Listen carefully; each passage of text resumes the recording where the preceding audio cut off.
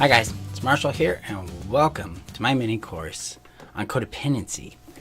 It's called It's Not Who You Are, and I'm calling it that deliberately because we tend to internalize codependency as an identity, as part of our nature, like we were born with it. Maybe it's Maybelline, that kind of thing. And my goal here is to get you to start thinking outside that box and going, who would I be if that wasn't true, right? What if codependency isn't who you are? What if codependency was simply a coping strategy, a coping mechanism that your brilliance, your powerful, observant mind created so that you could survive neglect of love specifically? Because that's what I've come to understand through healing and through experience, both with myself and with my clients. That's really what codependency is about. It's a self-love deficit disorder. And that's a concept I came across from a man named Ross Rosenberg, and that's how he terms codependency, self-love deficit disorder. And really, I like to take it out of the realm of disorder, because that has a lot of weight and a lot of connotation to it, and place it squarely in a coping mechanism. Because with disorder, we still internalize it typically as something about ourselves. It's like, oh, well, then that's my nature. That's what I do. That's who I am. But when we think about a coping strategy, then it separates it from our being, from our identity, and it becomes something that we do rather than something that we are. So in my mini-series here, It's Not Who You Are. That's what it's called. I want to explore with you a lot of the discoveries I've made through healing and codependency, dive in on all its aspects so that you can get a solid understanding of why codependency happens and what your relationship is to codependency. Because, we all have the 7 core habits of codependency, but at varying degrees and with sometimes specific people and not everybody, things like that. And so codependency kind of has this, it's like a fingerprint, okay?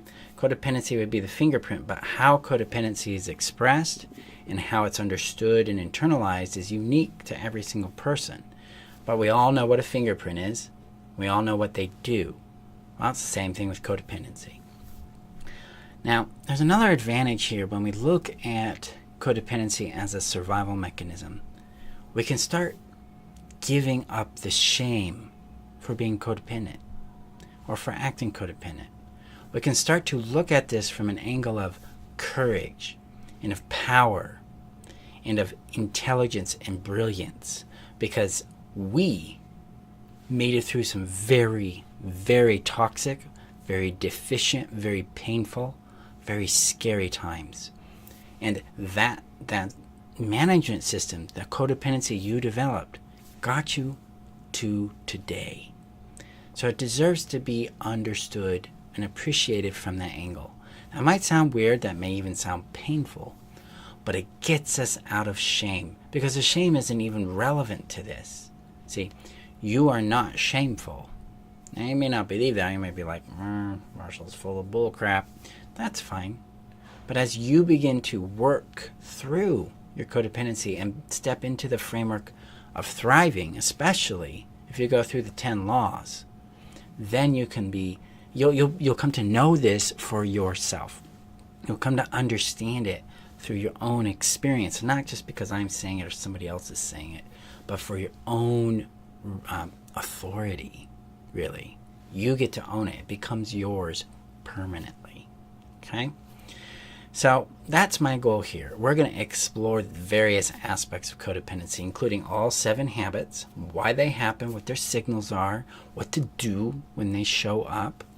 We're going to explore what it takes to live beyond codependency, because if codependency is a coping mechanism and not a disease and not an identity, then we can be free. We can live beyond it. And that takes a specific set of skills and a specific set of rules to live by, or principles or values to adopt, so that we're constantly governing our actions from values that promote our happiness. Okay? So we're going to explore those concepts. We're going to dive in a bit into the emotional aspect to understand what's happening there. We're going to touch on the nature of narcissism, the nature of abuse, and how it relates to all these things. And I'm going to be producing between 1 and 2 videos a week in this mini course. So definitely subscribe and definitely ask questions. The more questions you ask, the more answers you're going to get from me. And it's going to help me understand what you're looking for out of the course. And then I can create content for you. I can give you answers. I can create solutions and point you to where you need to go so you can thrive. Okay? Now, part of this introduction to It's Not Who You Are is starting with my story. So the next video is going to be about my journey in codependency. Because frankly, why should you listen to me, right? I mean, you may not know me, or you may. If you do, you know my story likely. But if you don't, I want you to understand that I come from this from a very real world perspective, not from a clinically trained perspective, and not from I read 10,000 books and I know all about it perspective. It's I've lived the territory. I have a map. You know, there's a difference. There's a saying out there, the map is not the territory. That means that someone could look at the map and go, well, there's a mountain coming. Well, obviously. But if you know the territory, though, you know that there's a bear cave there. You know that there's a stream to navigate. You really understand the slope because you had to do it yourself. So that's what we're getting at here. That's what I'm getting at, is that because of my experience, there is a tactile nature or wisdom that comes through street smarts about living beyond codependency that I hope to share with you. And by sharing my story, you can begin to open up to the possibility of connecting and trusting my guidance. That's really what I'm going for, is when you know I've been there, you're going to be more open to relating with what I share down the road. So that's why I'm going to share it with you, so we can connect there. Okay? So check out the next video. I look forward to seeing how this impacts your guys' lives. If you got questions, please ask them in the comments. Join me on my Facebook group. And if you're really serious and ready to thrive beyond codependency, you're ready to be happy, to break free, to have that relief, then get the blueprint to the 10 laws and then follow it. Start living your life. Jump in.